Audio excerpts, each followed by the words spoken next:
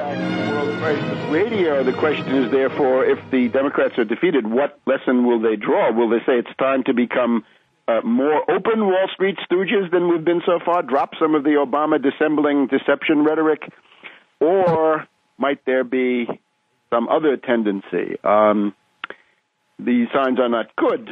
Wall Street Journal, as I say, Thursday, October 28th, foes plan post-vote deals. And unfortunately, Senator Russ Feingold of Wisconsin, who may not be around, a liberal Democrat who is trailing in his reelection bid, is working with ultra-reactionary Senator Tom Coburn, Republican of Oklahoma, a Tea Party hero, on new legislation to trim billions of federal subsidies and other spending programs, said Mr. Coburn in an interview. Now, this might be an attempt by Coburn to help a friend if in trying to get reelected. I don't know. Two other Democratic Senate candidates, Chris Coons of Delaware and Joe Manchin of West Virginia, are bucking the Obama administration's policy on letting the Bush tax cuts lapse for the wealthiest plutocrats and fat cats as momentum builds for a broader extension of the cuts. This is Rupert Murdoch talking through the Wall Street Journal, of course. Vice President Joe Biden and Senate Minority Leader Mitch McConnell have suggested that they see room for negotiations on taxes and trade. Dear Democrats, this is the wrong lesson. If you don't do well as a Wall Street puppet, it's time to stop being a Wall Street puppet, and there may be some who could get that lesson. We'll give Feingold a pass at this point because he's fighting for his life and he may not make it. So we'll hold that one in abeyance. But you get the idea.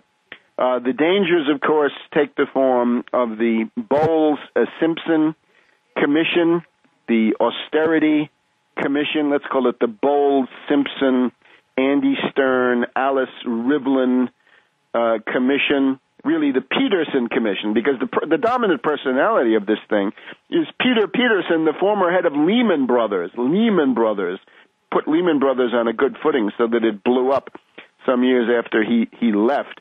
And they're going to come forward, apparently, here we go, key tax breaks at risk as panel looks at cuts.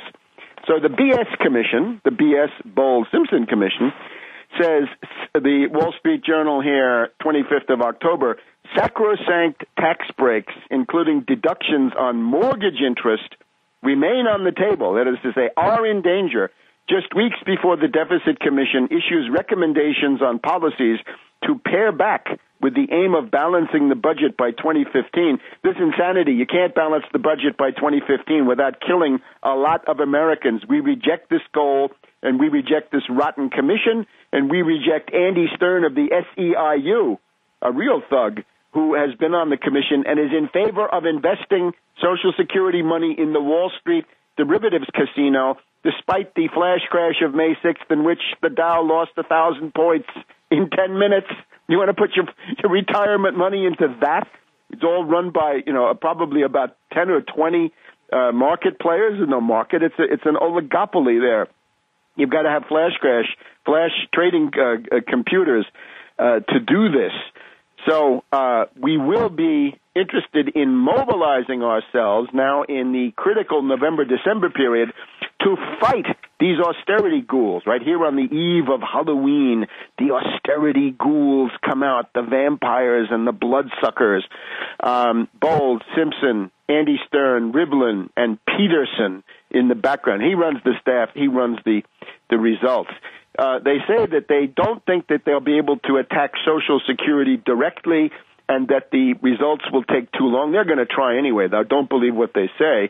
That's probably a pre-election line from them. But you can't cut the mortgage tax deduction. That's obscene. We have the answer. The Tobin tax, the Wall Street sales tax, the Robin Hood tax, the securities transfer tax, the financial turnover tax. Wall Street pays for the depression. American homeowners are going to get shafted again under the bipartisan impotence of Obama and the reactionary Republicans coming together to make you pay for the depression. No. The answer to these questions is a matter of class consciousness in the sense that Plato and Machiavelli would have understood and did understand class consciousness. There are plutocrats patricians, and then there's you, working people. The answer to this stuff is class against class. And it means working people defend themselves in the constant class warfare waged by the super rich, by people like Rupert Murdoch with Fox News and the Wall Street Journal and everything else that he owns, Sky News, if you're in Britain, and the Australian and all the rest of this that he's got in different places around the world. Fight back. And the answer is there's a depression. Who created it? Wall Street speculators, City of London derivatives mongers. Who pays for the depression? Wall Street and the City of London pay for the depression. And, of course, their tentacles in other places, be it in Toronto or Melbourne or wherever it is, Frankfurt, Paris, you know the deal, Tokyo. They're everywhere. The finance oligarchs did this. They pay.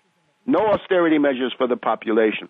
And it's going to be important to be able to put together even a crowd of 5, 10, 15 people at certain key points now, November, December, to at least make the point that there is an organized resistance. I'd get some pictures taken of yourself in the middle of all this. We've also got the Fed, of course, is coming on with QE2, and the model for what they're going to do, if you want to see the depth of the cuts, take a look at that British austerity program brought forward by the Tory David Cameron and his little, Batman and Robin, his sidekick there, Clegg of the Liberal Democrats. Cuts deeper than the ones made by Margaret Thatcher in the 1980s. Eliminate 500,000 government jobs, slash welfare benefits, cut $131 billion worth of other public spending to balance the budget there. They're cutting fighter jets, Social Security, and the arts budget. Also, they're going for 2015. It's impossible. And we know from the ballooning experience in Germany, if you try to deal with the depression with deflationary measures, you will destroy your political system and open the door to the worst kinds of fascism and Nazism, because that's what ballooning did. And your deficit gets bigger. Your deficit gets bigger because you've cut your level of overall economic activity, you've cut your tax receipts, and you've increased your expenditures to somehow deal with this masses of desperate, unemployed, homeless, starving people. That's the future. And we got another bunch of austerity ghouls right here on the eve of Halloween. We've got Gary Hart, fresh from the townhouse, and Donna Rice, I don't know. Bill Bradley, one of the biggest puffed-up non-entities. I think Bradley competes with Colin Powell for the most overrated public figure in the United States.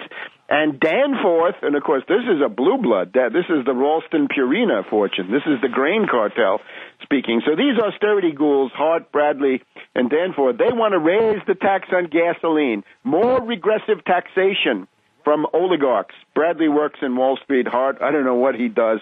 Danforth is a super rich jet setter of the Davos type. So these characters want you to pay more for gasoline. No, we want you Wall Street oligarchs, you fat cats, you pay more on your flash trading. You pay a 1% Tobin tax, and everything else falls into place. We're also interested in stopping foreclosures. Now, let's get on some of this stuff. Obama has proved in the last 2 weeks that he is incorrigible. He is a hopeless case. When you have an agent of this type, agent of finance capital, right, groomed by the Trilateral Commission, there's always the possibility, once you get to be president, if you decide to take things into your own hands and break free of the control mechanisms, you say, well, I'm president. I can do a lot of things. I can do pretty much what I want, at least for a while, depending on the consequences. I'll rebel and save myself politically, and I'll dump my controllers. Well, it's not happening, and we'll have the proof in just a second here on World Crisis Radio.